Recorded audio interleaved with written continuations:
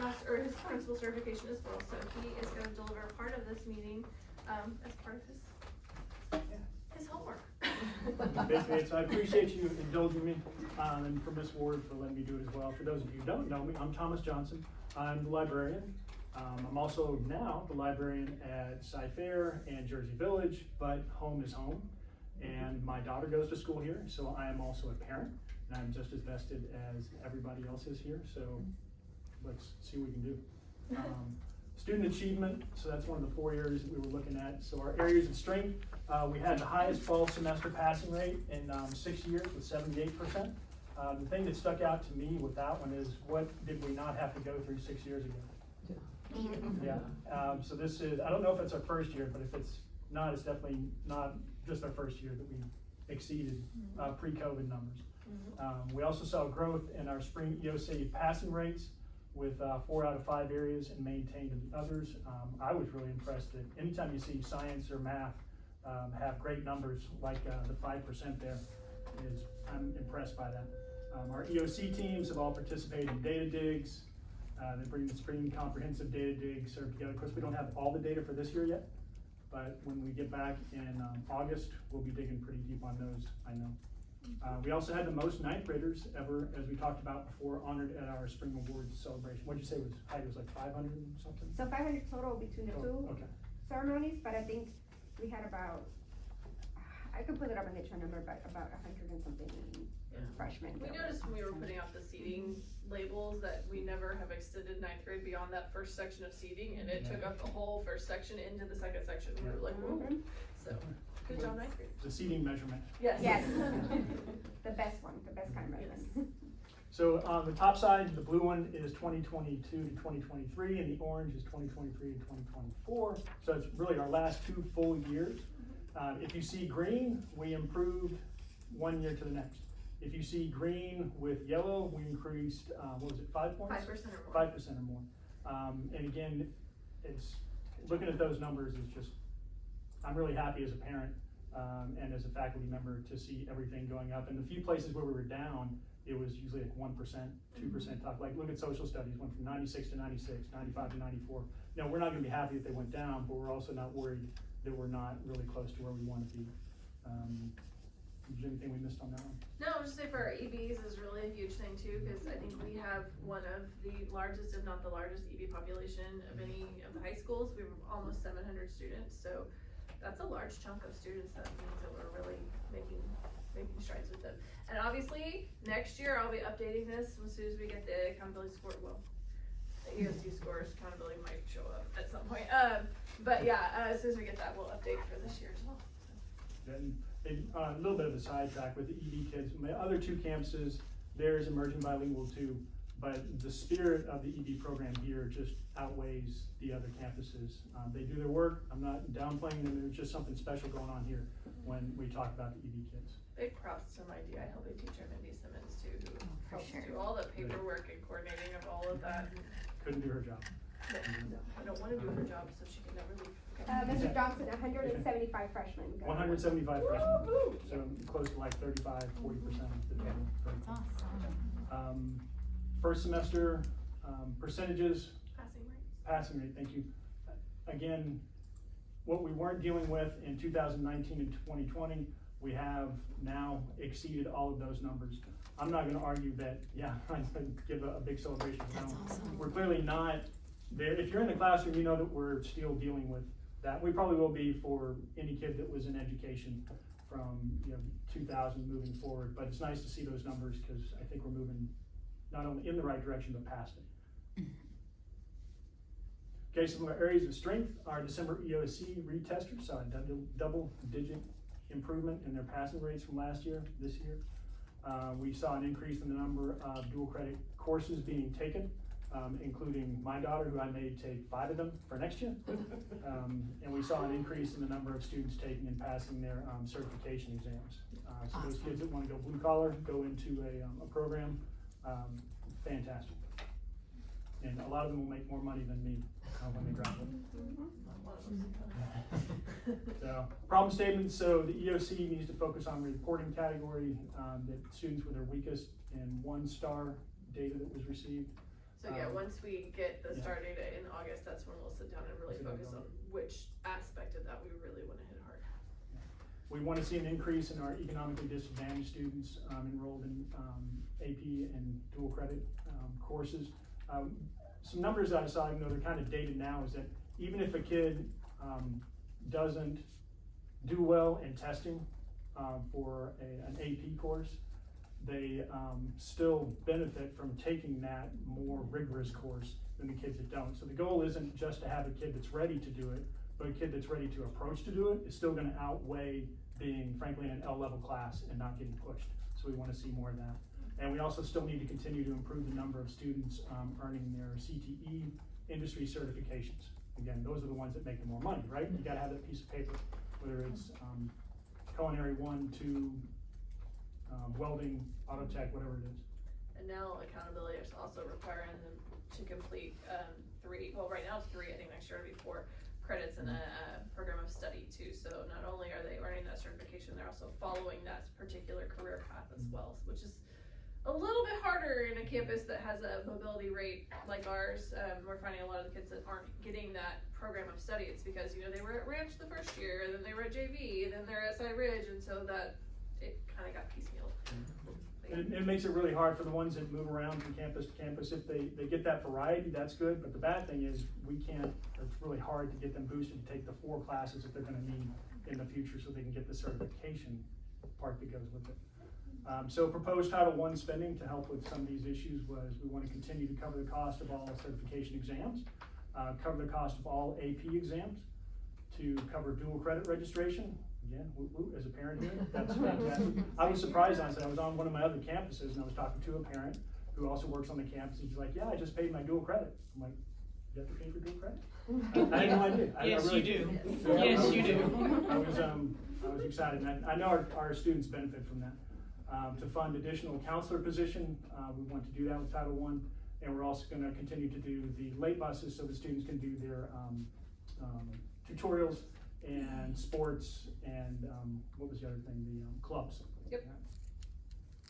Okay, so this is school culture and the school climate. Our areas of strength were the behavior intervention committees and strategies. So we have RAM meetings to help those kids who need it. They get that one-on-one stuff. The college and career readiness that determines dual credit enrollment, determined by dual credit enrollment, and that's increased. And we also offer tutorials 4 days a week, and the late buses allow the kids to do that. And then we also have student advocate that works with chronically absent students to get them to come out regularly. And I know that's a big deal because they operate out of the library, often come to the library to see those kids. So I know that they're working hard. They do home visits too. Which is why we probably only see them once a week. More areas of strength, restorative discipline, parent and student conferences to teach appropriate behaviors. Again, some of that's still left over from COVID. We do tardy sweeps that we're conducting every period. We also have our student advocates that work with the chronic skippers. We create a system of recording tardies and getting students to class. And then we're working on, just did the skip sweep that we're doing now to get the kids in line so they can get their tardies and then move straight back to class. So our problem statement, our student attendance rate is below our target of 96%. I think that's the whole district, but I know that we're worried about our element in that. Our students have difficulty getting to class sometimes. Depending on when you're looking around outside in the hallways, you can see it.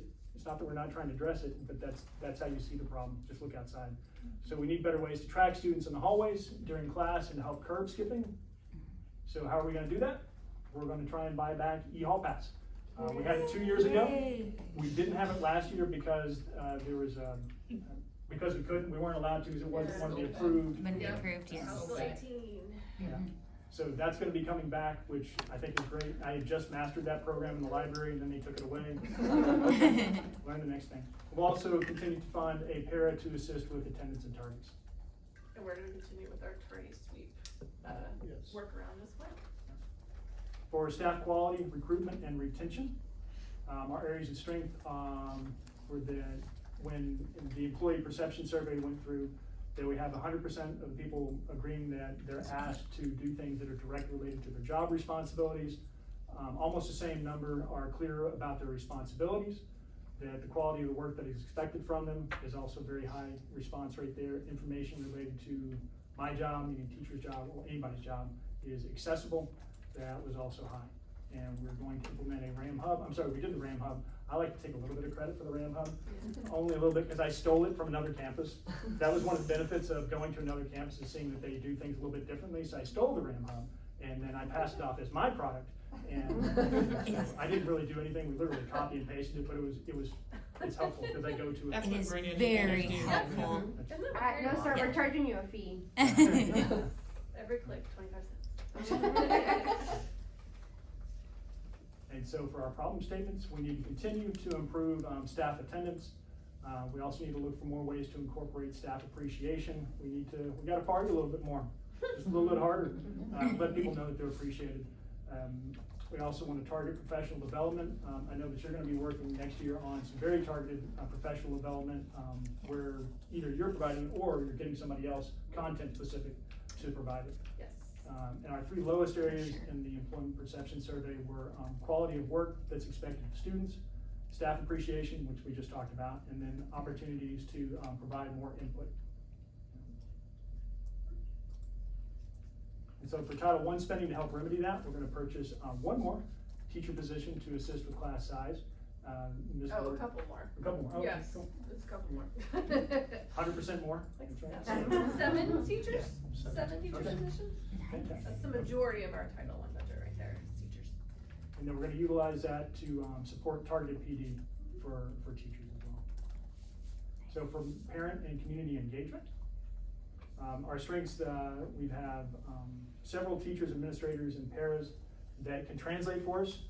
We have a really big Spanish population, or Spanish speaking population, especially on the kids usually know something, if not a whole bunch of English, but a good chunk of parents don't. And so if we're gonna communicate with them and make them feel like they're part of our Cyridge family, we've gotta be able to talk to them. So we have a lot of folks that can do that, fortunately. And some that do Vietnamese as well. Okay. See, new to me. Written communication with parents, opportunity for campus tours at any time. I know you can't walk in and have a tour, but if you call ahead and say, hey, when can I come for a tour, we will make that happen. Yeah. And You then, get me. and open house, college night, opportunities for Q&A. I can attest as a parent that, I don't know what I did, but I got signed up for everything twice. So whenever you do the call outs, I get 2 call outs, and then my daughter gets a call out. So when my phone goes off twice and her phone goes off once, within the same 30 seconds, I know that the school is trying to tell us something. So I know that it works, and it works pretty well. Okay, areas of strength continued. We have our parent volunteers, our VIPs, that program. I don't run that program now, but I used to run that program in the past, and it was a lot of fun to see people come in for whether it was to just help put stuff away in the library, or to be around kids in some capacity, or to be a mentor. So as much strength as we have, we can always use more. Consistent telephone call outs, just talked about that. The school website, newsletter, the marquee for current events and keeping everybody up to date on that. And then information for meetings to parents about college, career readiness. My daughter, who is here, is also doing as much dual credit as she can. And I can tell you that Ms. Abby Bryan sends stuff out all the time. And she sends out this much stuff. She sends out this much stuff because she has to. And if you follow it from step 1, step 2, step 3, step 4, everything works out just fine. But if you don't do that, sometimes things don't work out, and you have to give Ms. Abby a call, and she says, dude, I sent you an email. It's page 2, section 3. I'm like, oh yeah, Page there. 2, section 3. She's very polite, but she does a fantastic job on it. And that's also that we're measured on. We're measured on that metric as a campus, so having her here is invaluable. Problem statements, additional parent involvement. It's one of those things we can never have enough. If we had 100%, maybe we'd be perfect, but as much as we can get, we can use. So for Title I spending, we're gonna buy snacks, food. People come for food. I didn't believe that until I got into some leadership positions, and I realized that if you just buy some Cheetos and Doritos and feed people, they will come. So Yes, it's that's Mr. gonna go Barrage along. met our staff today with lots of bags Yeah. of chips and things. Yeah. They were very A lot good. of people come in. EOC resources for algebra, biology, and English. books that can help us as parents in helping their students. Supplies, call outs, so we'll have supplies for students that maybe need them or can't get access to them easily at home. And then security to assist during parent events. Yes, and we're actually gonna also provide, is it all freshmen, right? All freshmen are gonna receive a clear backpack next year at the beginning of the year. Yay. So Very that's another cool. That's nice. way that we've spent some of that, so. Might as well. Just, What question? can I add some things? Please, absolutely. A couple plans for next